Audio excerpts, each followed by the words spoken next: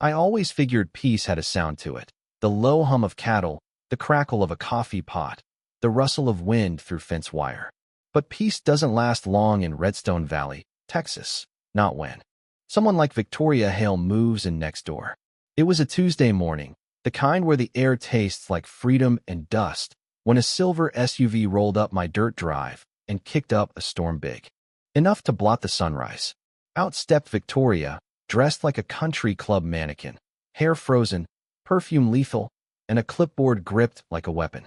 "You've got 30 days to relocate your livestock, Mr. Grant," she said, her voice polished sharp by entitlement, "or we'll have you forcibly removed." I stared at her, trying to decide if she was joking. Behind her, the Ironwood Ranch stretched out across 40 acres of land that had been in my family since 1951.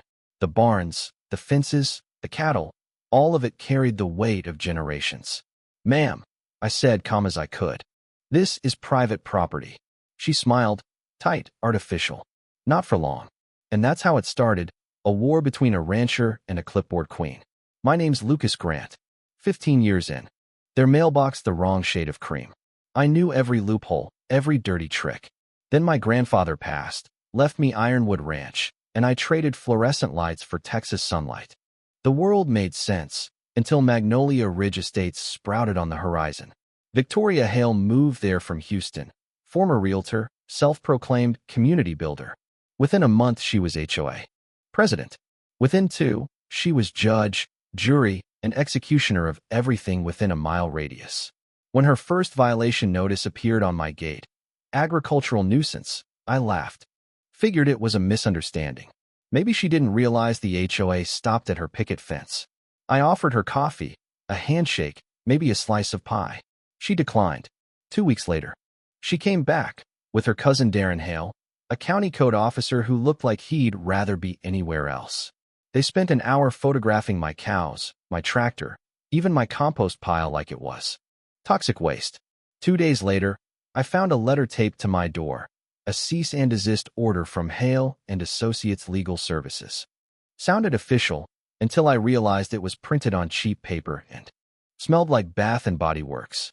Inside, accusations of environmental damage, property encroachment, and a demand to attend a mandatory compliance hearing at the Magnolia Ridge Country Club. Power suit spotless, smile painted on. Behind her, a projector screen read, "Agricultural hazards and community standards." My cows, my barn, my fence, all displayed like mugshots. "Mr. Grant," she said, "you've been called here to address multiple violations." I folded my hands. "Ma'am, I'd like to see these community covenants you keep citing." The room froze. She blinked. "Those documents require legal review before release." I smiled, reached into my jacket, and slid a card across the table. "Maybe I can help with that," I said. I wrote half of HUD's HOA compliance regulations. The silence that followed was glorious. Half the board suddenly needed to check their shoes. Here's a fun fact. Federal law requires any HOA to provide its governing documents to any property owner within its claimed jurisdiction. Refusing can be considered discrimination. Victoria's face turned 3 shades paler. That night, she learned what happens when you threaten someone who built the rulebook you're misquoting. After the meeting, a quiet woman caught me in the parking lot. Nervous hands, kind eyes. "Mr. Grant," she whispered. "She's been lying, too. Everyone." Her name was Clara Reyes, a 3rd-grade teacher and HOA secretary. She'd moved to Magnolia Ridge for peace and got front-row seats to tyranny instead. "She says your land's community." HOA wasn't just corrupt, it didn't legally exist. Victoria didn't back down. She escalated. Monday, code enforcement again. Tuesday, environmental inspectors. Wednesday, state agriculture. 3 days, 3 inspections, 0 violations, but hours of wasted work. It wasn't about justice. It was about exhaustion. So I fought back the only way I knew, paper for paper. 3 formal complaints. Left my desk by sunrise Thursday. 1 to HUD, 1 to the Texas Real Estate Commission, 1 to the FBI's Financial Crimes Division. The allegations: wire fraud, mail fraud, and harassment under false authority. While the feds warmed up, Clara worked the inside, recording meetings, gathering minutes, watching Victoria unravel. Then, like clockwork, Victoria made her next move. Media manipulation. Channel 7 News rolled up one morning, satellite dish gleaming in the sun. The reporter stood at my gate, heels sinking in the dirt. We're here in Redstone Valley, where residents say a local ranch threatens community health. Behind her, Victoria stood with half a dozen parents and kids, each wearing surgical masks. This operation is polluting our water. Also interviewed my real neighbors, folks who'd known the Grant family for 70 years. That evening, the story aired under a new headline. HOA president accused of harassing local rancher. By the time Victoria realized the world was laughing at her, it was too late. But she wasn't done. Clara showed up that weekend with a banker's box full of evidence. Inside, forged invoices, fake letters, bank transfers, $125,000 missing from HOA funds, money Victoria had funneled into legal expenses that went straight to her personal account. Her luxury home, owned by Crownstone, property deeds, and finder's fees, 6 families across Texas, all victims of the same scam. That night, I stared at the pile of evidence on my kitchen table and realized this wasn't about saving my ranch anymore. It was about stopping her. By Sunday, my kitchen looked like an FBI field office. Clara, Jim Patterson, a retired electrician from Magnolia Ridge, and Maria Torres, a paralegal who knew her way around fraud cases, all sat around my table. We built our plan like generals. Step 1, expose her. Step 2, freeze the accounts. Step 3, dismantle her empire publicly and legally. Victoria's partnerships. She had no idea her entire life was now evidence. Then, in pure desperation, she started spreading rumors. Called county officials, claiming I'd been fired from HUD for corruption. Even called the sheriff, insisting I'd stolen land deeds. Sheriff Caleb Boone, who'd known my family since I was a kid, just laughed. Lucas, that woman's spinning faster than a tumbleweed in a tornado. And then came her lowest point. One night around 2 a.m., my dog started barking. Security cameras showed Victoria and 2 accomplices spray painting biohazard zone across my fence. Her voice was crystal clear on audio. This'll prove the contamination claim. The next morning, Sheriff Boone watched the footage and shook his head. She's lost it completely. Then came Monday morning, the day she crossed from nuisance to felon. A black SUV rolled up my drive, 3 people climbing out in windbreakers labeled Federal Environmental Task Force. Their badges looked legit from a distance, but up close? Cheap laminate and arrogance. Mr. Grant, the lead man said, reading stiffly from a sheet, under the Federal Emergency Health Protection Act, this ranch must cease operations within 24 hours. I almost laughed. There is no Federal Emergency Health Protection Act, I said, tone flat. But nice try. The guy blinked. Her bank transfers, her calls to Crownstone. She'd just added impersonating federal officers to the list. By noon, Victoria was on Facebook posting her victory. Breaking, federal agents have shut down the illegal ranch threatening Magnolia Ridge. She even uploaded video of her fake officers handing me forged documents. That post spread like wildfire. But she wasn't celebrating for long. An hour later, she rolled up to my gate again with Darren and 2 hired men, claiming she was there to assist the federal process. Translation, she planned to open my gates and release my cattle to stage a public health emergency. That's when Sheriff Boone and 2 deputies arrived. He stepped out slow, hand on his belt, voice calm but heavy. Ms. Hale, you're under arrest for criminal conspiracy, impersonating government agents, property vandalism, and fraud. And we're still counting. Her jaw dropped. You can't do this. I'm working with the federal government. Boone tipped his hat. Then you can tell them yourself at the county jail. The sound of those handcuffs snapping shut, that was the sound of peace returning to Redstone Valley. You'd think that'd be the end of it. But if Victoria Hale had one talent, it was delusion. Out on bail 2 days later, she called for a town hall meeting at the Redstone Community Center, claimed. Like a politician mid-campaign, navy blazer pressed, smile glued on. Friends, she began, I'm proud to announce that federal authorities have confirmed my actions were necessary to protect our children and property values. A ripple of confusion passed through the crowd. Then Clara Reyes stood up from the 3rd row. Victoria, why were you arrested for fraud if you're such a hero? The temperature dropped 10 degrees. Victoria forced a laugh.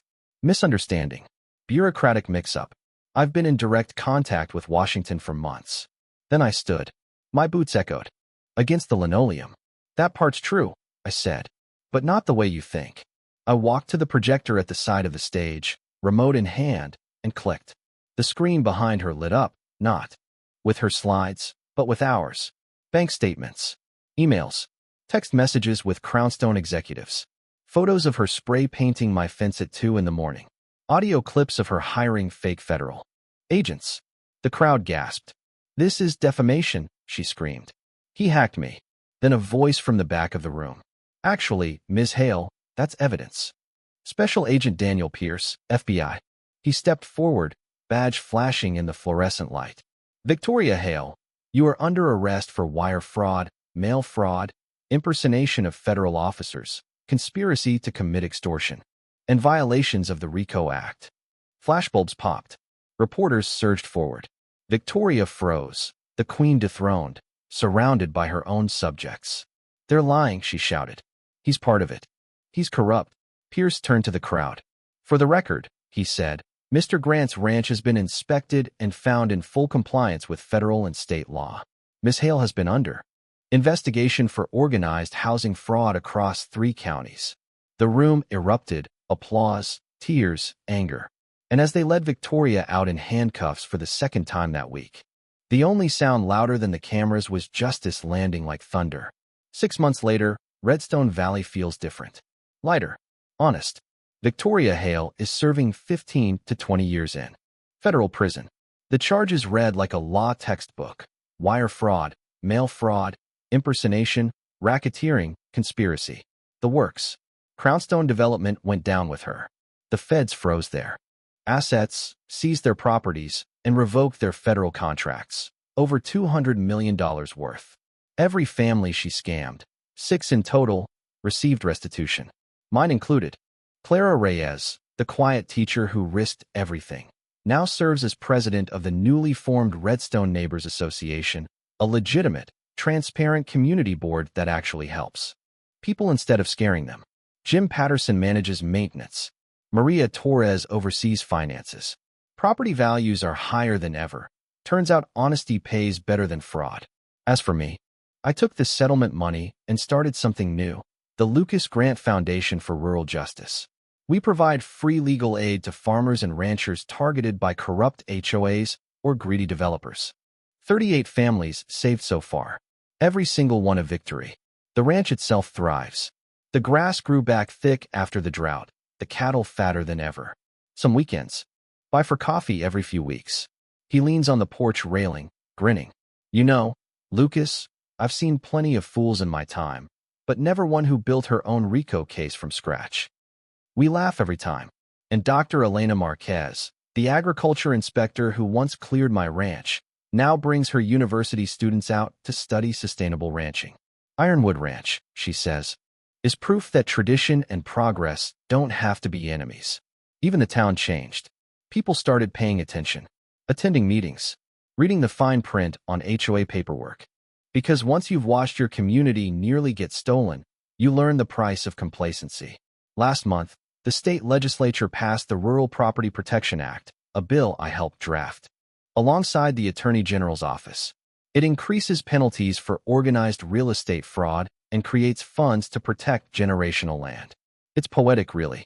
The woman who tried to steal my ranch ended up inspiring laws that'll protect thousands of others. I sometimes think about her, sitting in that gray-walled federal cell, probably still insisting she was right. Maybe she's rewriting history in her head, telling herself she fought for property values. But truth has a way of outlasting lies, same as old fences outlast storms. Now every morning, I sit on the same porch my grandfather built, watching sunlight spill across the pasture. The air smells like sage and coffee. The cattle move slow through the golden grass, and for the first time in years, the quiet feels real again.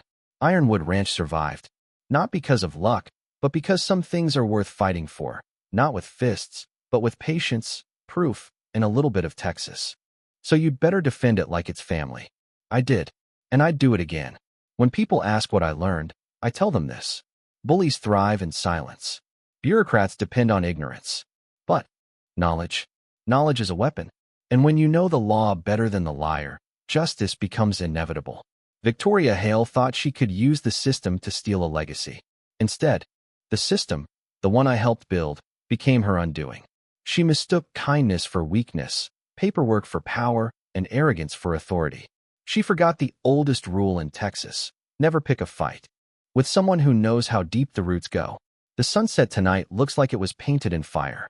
The wind carries the smell of rain from far-off fields, and for a moment, I can almost hear the laughter of every ancestor who built this place, their voices tangled with the sound of cattle settling in for the night. I raise my mug of coffee to the horizon and whisper, "We kept it safe.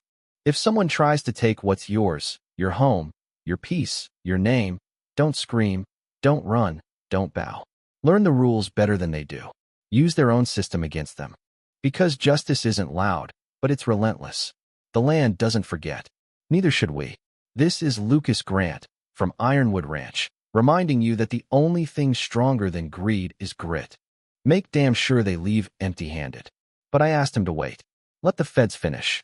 Because now we had everything: motive, evidence, and a confession caught on tape.